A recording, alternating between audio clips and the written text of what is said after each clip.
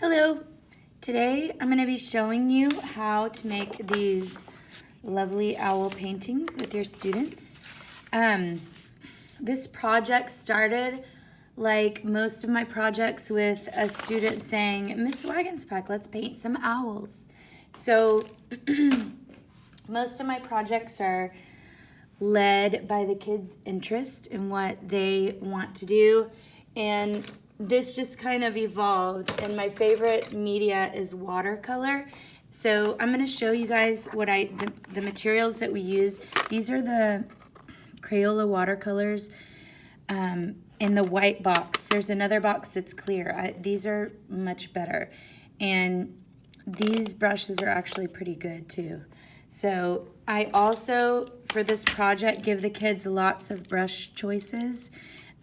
Actually, they don't have a choice. They need to use each one to make certain styles of feathers on the bird. This fan brush for these little tiny feathers, and the larger brushes for the big feathers, and we talk about every detail of the bird. So kids are given reference photos, and they make a basic sketch, which is just the head and the body, or if like this, just the head, and very, very light sketch of the head and the body. And if they want to do the close-up, they do the eyes, which need to be at least an eye space apart. So if the eye is this big, there needs to be an eye space between them.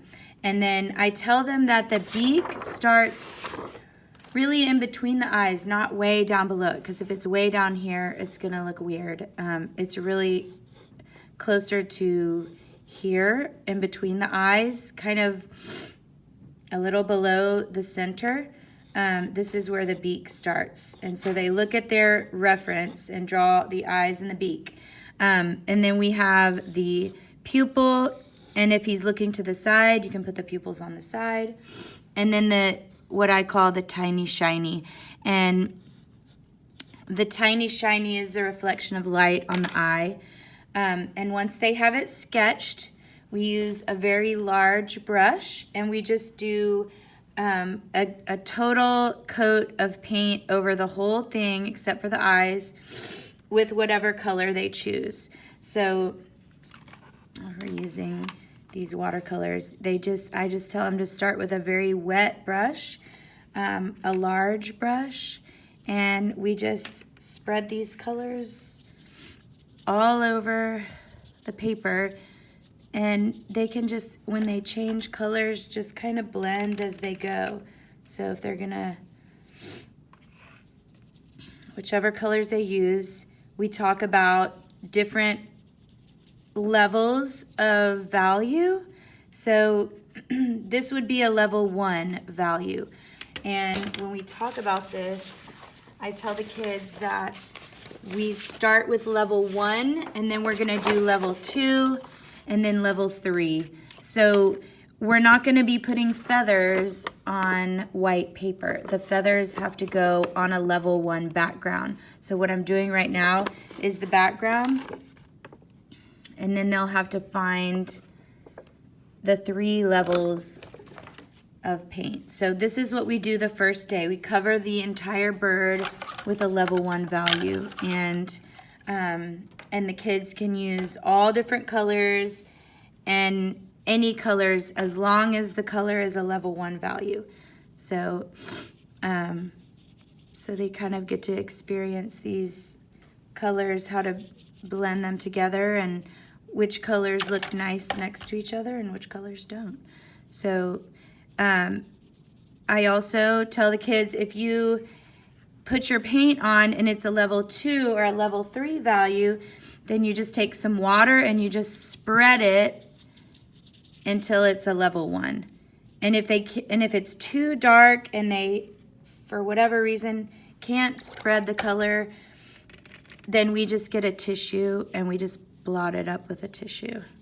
So this is how we do the first step. We just fill the paper with our level 1 value. And if it's a smaller bird, then you just paint the bird obviously not the background yet. So we just get our level 1 value. And then once you have this level 1 all over the bird, the next step is we use India ink because this is the first day. So on the first day, we do level 1 and we do India ink and we outline the eyes and we paint the pupil. We don't paint the yellow part of the eye yet. That will be next week because the ink will blend. We don't want the ink to blend with the iris. So this is what we do the first day. I also encourage them also to outline the beak on the first day, and this is our first day. So then the next day they come, their paper's dry, and we start on the feathers. And I show the kids different kinds of feathers that you can make with different brushes. So one thing I tell the kids is to keep their eye on their reference because they need to see which parts of the bird has large feathers, which parts of the bird has level 2 and level 3 feathers. And you can see that there's all a variety of different feathers on the bird. And they must keep their eye on the photo to see which direction the feathers go. I tell the kids, if you start making feathers just going in every direction, your owl's gonna look like a cactus. You don't want it to look like a cactus. So we start with a medium brush and they just go around. One thing I'm teaching my students is brush control. So your brush needs to be straight up and down, straight up to use the tip of the brush, so they hold it straight up. If you go to the side, it's going to make a larger feather, but if you hold it straight up, then you can use the tip to get a nice thin feather. And then as you go down and the feathers get bigger, then you can turn your brush to the side and make feathers more like this. Okay, so they really need to look at the bird and see where they would use a thin feather like this and where they would need a more wide feather and turn the brush to the side. Then when you use this fan brush, you just get it nice and wet and dip it in the color of your choice. And then you have to spread the little fan out. If you get too much, it's gonna look like a blob. And then you just take this brush very lightly. I'll try to zoom in here. And just make these feathers in the direction that they're gonna go. Like this. They could go around his face. He's very fuzzy. Sometimes they're very fuzzy above their beak. Okay, and then maybe get a little pink to make a nice purple.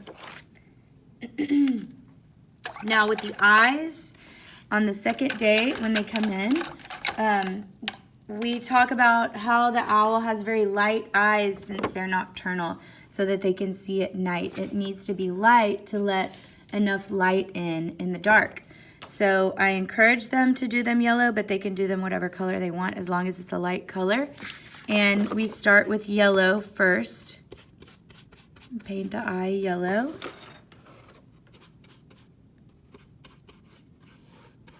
Oops, I was not paying attention. And then you get a little orange, and we just kind of do a little shading at the top because that eyebrow casts a shadow on the top of the iris. So we just shade, and then we take a little orange and go around the edge just to create some value. And then if they want to, they can add details to the iris with the orange by doing this with their brush. Okay, so that's the eye.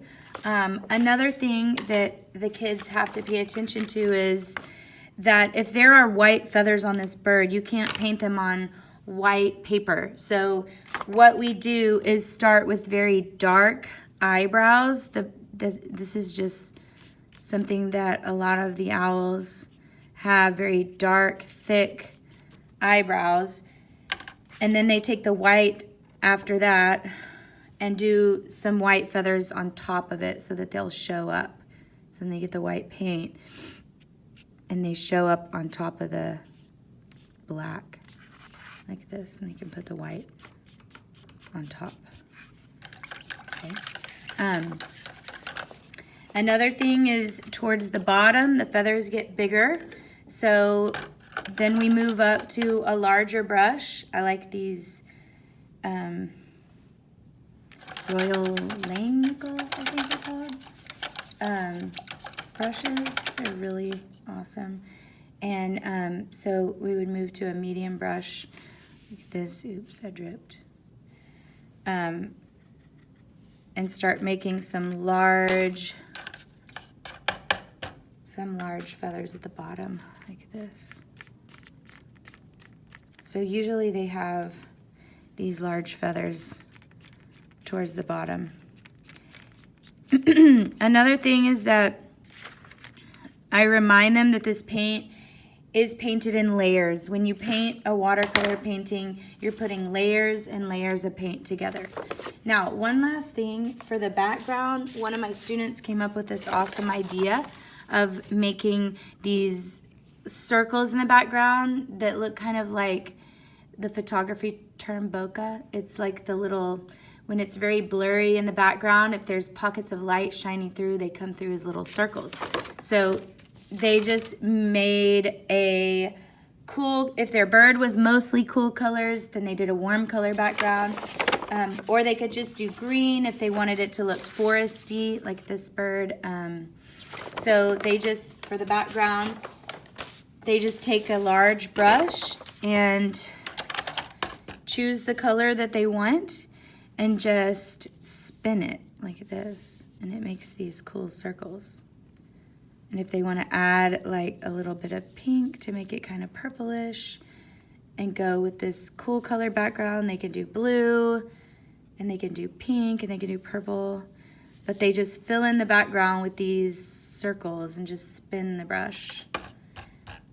And then after they get as many circles as they like, then they just go back and fill in the holes with a small brush that's very watered down, just like this. And then you just take just water, I tell them, just use water to kind of fill in the white areas so that you have a solid background. And that's that. That's how we do the background. And it turns out really nice. I think that makes it really nice. And then for the very last step, they go back and add tiny details with a fine hair brush with this brush. Let me find it. Where did I put it? Okay, we use a lot of brushes.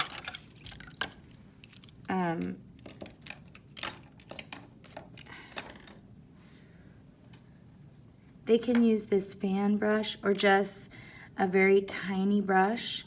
I tell them to look at the brush and make sure it has a nice sharp tip.